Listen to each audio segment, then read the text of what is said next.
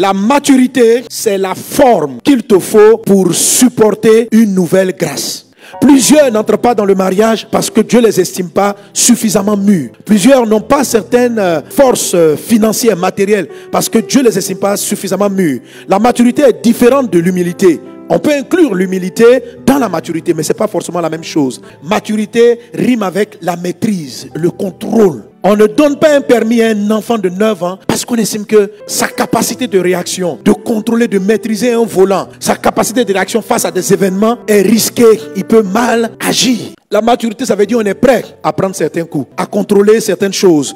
Tant que dans beaucoup de domaines, tu vas rester immature, il y a des choses qui ne seront pas exaucées. Il faut que tu pries, que tu demandes au Seigneur, Seigneur, est-ce que le marché là ne m'est pas donné parce que tu estimes que je suis immature? Il y a des gens qui sont là, pasteur, je dis prie pour moi. Demain, on est sur le point de me donner un marché. Mais tu es immature. Ou si tu n'es pas immature, ta société n'a pas la maturité qu'il faut pour avoir le marché de 300 milliards. Les gens qui sont autour de toi ne sont pas prêts à pouvoir gérer un tel niveau de sollicitation. Chaque fois, je dis au pasteur à l'église, je dis, il y a des gens que Dieu ne nous envoie pas. Il y a une dimension qu'on n'arrive pas à atteindre. Parce que le peu de choses que Dieu nous a donné, on n'a pas encore la maîtrise. Car si tu reçois une grâce, une gloire, plus d'âmes que tu ne peux gérer, tu vas les perdre. Jésus a dit ceci, on ne donne pas les perles aux pourceaux. Il y a des choses qui sont des perles. Le mariage est une perle. Certains moyens financiers sont des perles. Et si tout simplement tu ne sais pas les apprécier, tu ne sais pas les considérer, tu ne sais pas les travailler, Dieu peut attendre de te donner ce qu'il t'a promis. Alléluia. Une personne est immature lorsqu'elle n'arrive pas elle-même à se contrôler. Quand l'enfant est tout petit, tout ce qu'il ressent, il le fait. Il a envie de faire pipi, il pisse. Il a envie de faire la grande commission, il fait. Et donc on est obligé de lui porter des couches jusqu'à un certain âge. Et parce qu'il n'a pas le contrôle, il y a des choses qu'on ne lui donne pas. Que dans le nom de Jésus, qu'aujourd'hui tu rentres dans la dimension, tu contrôles tout ce que Dieu t'a donné au nom de Jésus. Est-ce qu'on est ensemble? Alléluia. Parler de maturité, c'est lié avec la notion du contrôle de soi, du contrôle de ses envies, du contrôle de ses pulsions, du contrôle de ses besoins. Alors de la même manière, lorsqu'une personne devient, entre guillemets, adulte, si elle n'arrive pas à contrôler ce qui jaillit d'elle, on considère qu'elle est immature. Quand on parle de maturité, il y a le physique. Notre corps atteint sa maturité en fin d'adolescence, vers 18, vers 20 ans. On a généralement atteint la taille, la forme. Et c'est pour ça qu'on dit maintenant, on peut se marier, on peut travailler, on peut faire ça, c'est le corps. Mais ton esprit et puis ton âme, ce n'est pas à 20 ans qu'ils sont mûrs. Ton esprit et ton âme, ce n'est pas lié à une affaire de temps, c'est lié à une affaire de choix et de décision. La maturité spirituelle est quelque chose qu'à un moment donné, on décide.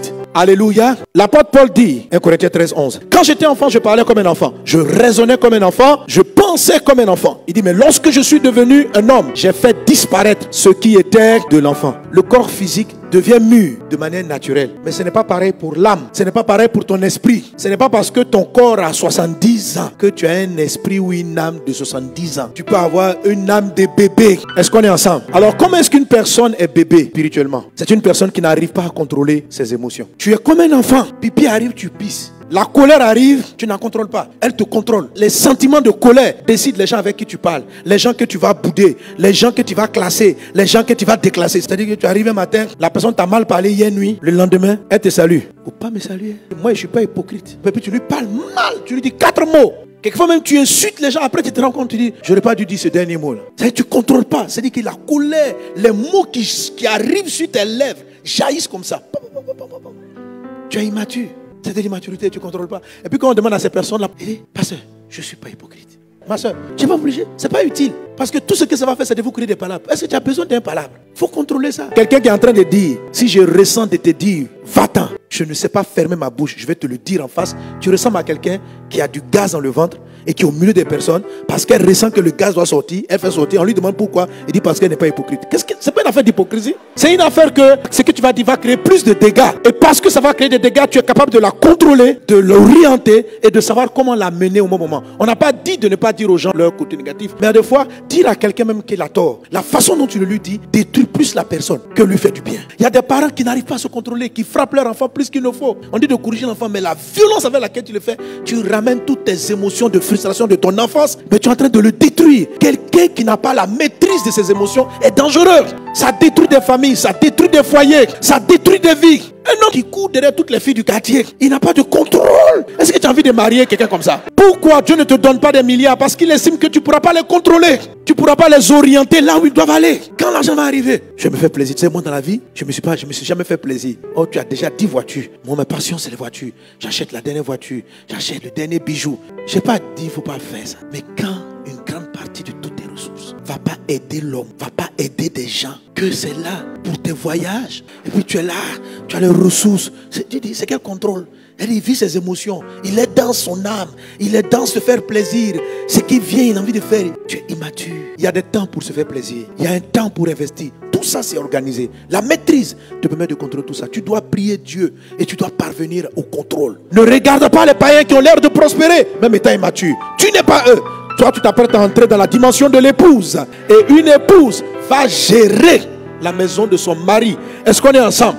Nous ici, il s'agira de l'œuvre de Christ qu'on doit gérer en tant qu'épouse de Christ. Les intérêts de Jésus, Dieu doit pouvoir nous les donner. Alors quand Dieu trouve un chrétien qui est capable de s'occuper de ses affaires, qui a le contrôle et qui a la maîtrise, il lui donne de l'argent et des ressources sans limite. Donc c'est pour cela que Dieu nous teste au fur et à mesure. Vous savez, Oversight, c'est pour acquérir plus de matériel. Je disais souvent à l'équipe de ministère, je dis, vous savez pourquoi depuis longtemps Dieu ne nous donne pas ça? Parce qu'on ne va pas bien gérer le matériel. Ce n'est pas parce que ça coûte cher. Oversight, c'est près de 4 milliards. Dieu n'a pas peur de 4 milliards. J'ai compris que Dieu n'a aucun problème d'argent avec moi, mais il a un problème. Comment je vais gérer? Est-ce que je suis prêt à gérer? Est-ce que je suis prêt à contrôler? Beaucoup de personnes, vos entreprises sont bloquées. Vous pensez que c'est parce que les sorciers vous attaquent, parce que toi-même tu n'es pas prêt. Mais tu ne te rends pas compte que tu n'es pas prêt, parce que les personnes immatures pensent qu'elles sont matures. Regarde ton enfant lorsqu'il vient te demander des choses que toi-même tu sais qu'il ne pourra pas contrôler. Mais l'enfant peut pleurer sur le sujet. Dieu a tellement de choses pour toi. L'apôtre Paul dit, quand j'étais enfant, j'ai raisonné, je pensais comme un enfant. Quand je suis devenu adulte, j'ai fait passer. C'est-à-dire, il a choisi de manière délibérée. Il a regardé et puis dit, ça, je vais passer ça. Il faut que tu entres dans ce sujet de prière et que tu dis, papa, qu'est-ce qui dans ma vie relève de l'immaturité? Montre-le-moi afin que je le fasse passer. Parce que le pasteur a prophétisé de ta part que tu vas me donner quelque chose de très grand bientôt et tu as besoin que je contrôle. Donc il y a ta maturité personnelle, il y a la maturité de l'entreprise que tu diriges, il y a la maturité de tes affaires, il y a la maturité de ta famille. Est-ce qu'on est ensemble? Alléluia. Dieu peut ne pas te donner une plus grande maison parce qu'il estime que tu ne seras pas la contrôler. Tout simplement. Tu dis, papa, je suis fatigué, j'habite dans une pièce, je veux 3 pièces. Si Dieu voit que tu ne sais pas gérer une pièce, il ne te donnera pas 3 pièces. C'est un sujet qui est exaucé, mais il attend que tu sois prêt. Entre dans la maturité au nom de Jésus. Fais passer ce qui est de l'enfant. Décide et demande la grâce de Dieu et le Seigneur t'aidera. Est-ce qu'on est ensemble? La maturité, c'est la formation. Il faut te former. Va à l'école. Apprends. Tout ce que tu veux faire, apprends. Tout ce que Dieu te met à cœur, forme-toi pour pouvoir contrôler. Tu sais que tu vas avoir de grandes entreprises. Forme-toi encore. Apprends. Sois toujours en train d'apprendre. Et l'humilité va t'aider. Sois toujours en train d'apprendre. Avant que le roi Assyrus choisisse sa femme, dans le livre d'Esther chapitre, on prenait 12 mois de formation et d'entraînement des femmes. Parce qu'une femme qui va être l'épouse du roi a besoin d'être formée. Vous savez que les gens sont formés. C'est parce que maintenant il y a des chefs d'État qui refusent. Mais quand j'ai commencé à m'approcher de parler de ces chefs d'État, je me suis rendu compte que lorsque on les a élus directement, il y a ce qu'on appelle un service de protocole d'État qui vient faire de la formation. On vient expliquer à madame la présidente comment est-ce qu'on s'assoit, comment est-ce qu'on parle. Alléluia. Quand tu pries et que tu as une vision, tu sais que Dieu va t'élever. Et que tu sais que demain, tu vas t'asseoir, tu vas discuter de certains contrats avec des personnes. S'il te plaît, commence déjà à te former. Paye le prix de la formation, ça fait partie de la maturité. L'apôtre Paul dit, j'ai fait passer parce que ça ne passe pas naturellement. Il dit, je parlais comme un enfant. Il y a un langage de l'enfant, c'est-à-dire un langage incontrôlé, incontrôlable, une manière de parler. Tu vas travailler ton langage afin qu'il soit adapté à ta cible, à l'endroit où tu vas partir, à la dimension dans laquelle tu vas entrer. Tu vas essayer de voir, prie Dieu pour demander, est-ce que j'ai la maturité du langage? Est-ce qu'on est ensemble? Un pasteur qui va gérer 2000 personnes, il y a une maturité de langage, il y a une manière de parler aux fidèles, il y a une manière de s'adresser à eux. Tu dois être mûr en parole. Une femme qui doit entrer dans le mariage, il y a une manière de parler à son mari. Un mari qui va entrer dans le mariage, il y a une manière de parler à sa femme. Il faut en être conscient pour que ce que Dieu va te donner ne soit pas pour toi une source de problème. Est-ce qu'on est ensemble? Alléluia. Je te vois entrer dans une dimension de maturité au nom de Jésus.